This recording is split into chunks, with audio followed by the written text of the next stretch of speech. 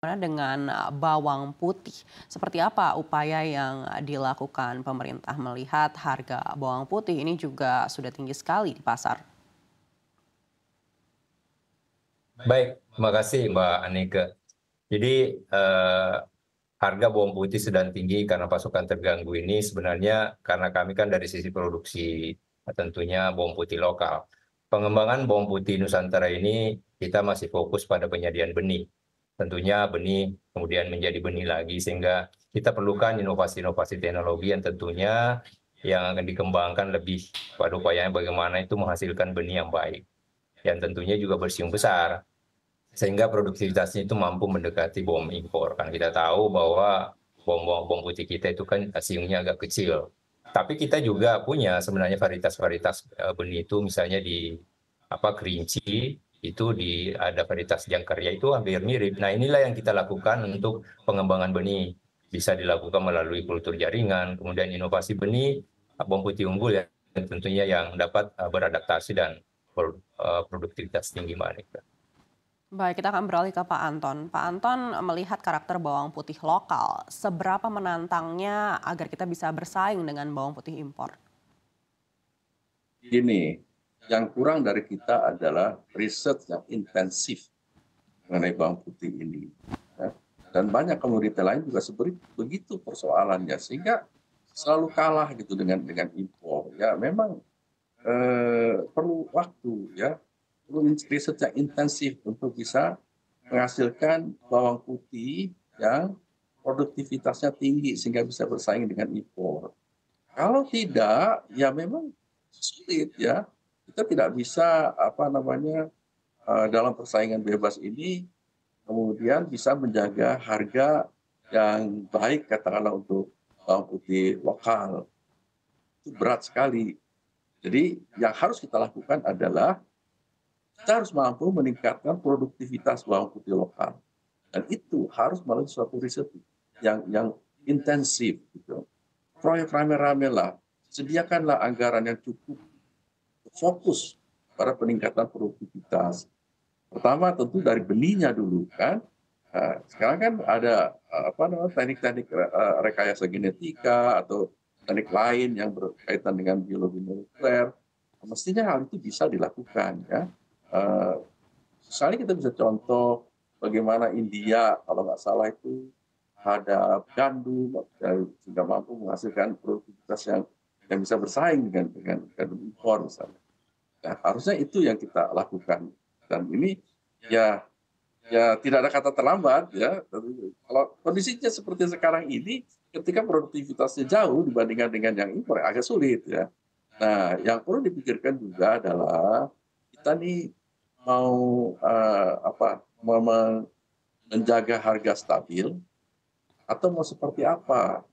Jadi jangan jangan dalam waktu yang ketika kita belum produktivitasnya masih rendah, kemudian kita melakukan distorsi dengan pengaturan impor yang harus melalui eh, apa ya kuota dan lain-lain. Ini kan menimbulkan masalah lain sebetulnya, ya, menimbulkan masalah korupsi, menimbulkan masalah apa ya itu kadang-kadang terjadi keterlambatan impor dan lain-lain ya. Idealnya nih saya bicara ideal belum belum belum pada bagaimana implementasinya. Idealnya mestinya tidak ada itu hambatan ini. Artinya harusnya ya silahkan orang mau mengimpor sesuai dengan kemampuannya, karena kalau dia kebanyakan juga pasti rugi sendiri gitu. Sementara ya kita bagaimana pemerintah mensupport ya, bawang putih lokal. Ya, secara umumnya sih rumusnya sederhana sebetulnya. Tadi udah dijelaskan ya masalah benih dan teknologinya untuk meningkatkan produktivitas. Nah, yang kedua adalah kita supaya bisa bersaing dengan impor adalah kita harus mensupport inputnya gitu. Nah, ini yang terjadi sekarang ini kan seringkali inputnya ini yang mahal ya, sehingga biaya produksinya mahal gitu.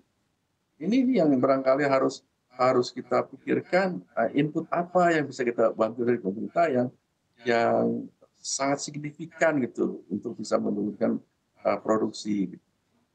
ada cara lain yang bisa kita lakukan, yaitu menetapkan harga dasar. Itu juga bisa dilakukan, hanya secara mekanisme memang secara teknisnya agak sulit ya, kalau kan banyak orang yang kenapa nggak sih subsidi output saja, memang ideal, tapi masalahnya secara teknisnya itu yang biasanya kesulitan, sehingga sampai sekarang belum bisa tuh yang namanya subsidi output. Yang ada adalah subsidi input ya. Nah, yang bisa kita lakukan saja lah subsidi input. Input itu ada benih, ada pupuk, ya kan, ada apa lagi, air ya, sarana air dan lain-lain. Itu saya kira yang bisa saya sarankan. Baik, artinya untuk input ini harus diberikan insentif yang lebih besar lagi dari pemerintah seperti itu, Pak Anton? Ya, sepertinya demikian ya, harus dedicated, dan itu tentunya jangan apa namanya, harus harus dalam kawasan yang memang terkontrol dan produktivitasnya tinggi. Jadi ya kalau mau dedicated bawang putih, oke, itu support dari pemerintah. Baik, Kalau saya begitu. kita beralih ke Pak Idil. Pak Idil, mendengar saran yang tadi disampaikan Pak Anton, tanggapan Anda seperti apa? Apakah mungkin untuk diberikan subsidi input lagi untuk bisa menggerakkan produksi bawang putih lokal? Ya, baik Mbak Nike. Sebenarnya kita pernah swasembada, Mbak Nike, di 94 itu kita pernah swasembada. Artinya ini bukan tidak mungkin kita lakukan swasembada itu juga untuk bawang putih kita ini. Perlu kita lihat, perlu kita mencermati juga, pernah kita lakukan, pemerintah, Kementerian Pertanian juga itu, namun terhenti karena COVID kemarin itu. Sebenarnya yang tadi disampaikan oleh Pak Anton betul, itu perlunya ada upaya-upaya. Jadi selain pengembang produktivitas itu, benih untuk tentunya itu. Kita kalau misalnya mau mengembangkan bawang putih, memang terbatas sekarang terkait dengan benih. Jadi ya harus benih menjadi benih. Paling tidak 3 tahun itu untuk benih, nanti setelah itu untuk konsumsi. Sekarang ini 95% itu ya konsumsi bawang putih itu dari impor. Tapi kita bisa lakukan. Yang selanjutnya juga saya ingin sampaikan, sebenarnya jaminan pasar yang harus juga sangat mempengaruhi petani itu dalam mengembangkan bawang putih. Untuk itu Kementan terus kita lakukan berbagai kegiatan dalam rangka masyarakatkan bawang putih Nusantara. Karena kita harus, kalau lahan-lahan saya pikir semuanya di Indonesia cukup sangat-sangat luas untuk pengembangan. Tinggal bagaimana kita berupaya berkolaborasi dengan berbagai pihak dan stakeholder yang lain. Begitu Mbak Nike. Baik, apakah ada teknologi atau inovasi yang mungkin tengah disiapkan pemerintah saat ini untuk bisa meningkatkan produksi bawang putih lokal? Ya tentunya ada. Tadi sudah sampaikan bahwa ya melalui dengan kultur jaringan dan inovasi benih, kuncinya adalah benih yang bermutu tentunya, dan kultur jaringan sudah dilakukan oleh pemerintah. Ini sudah kita lakukan seperti itu.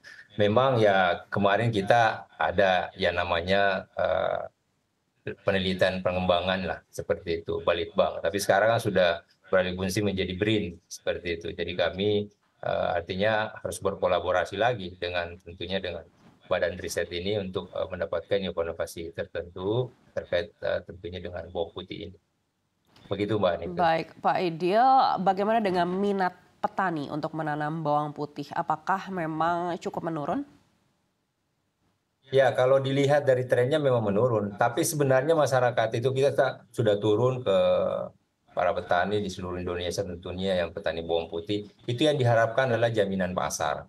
Dan tentunya program pemerintah ini yang konsisten seperti itu. Artinya bagaimana upaya pemerintah itu secara terus-menerus mendorong untuk pengembangan untuk komoditas bawang putih ini.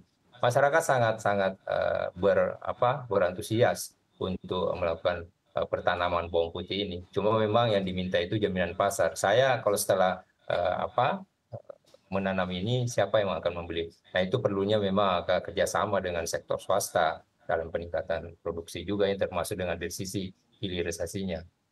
Gitu Mbak.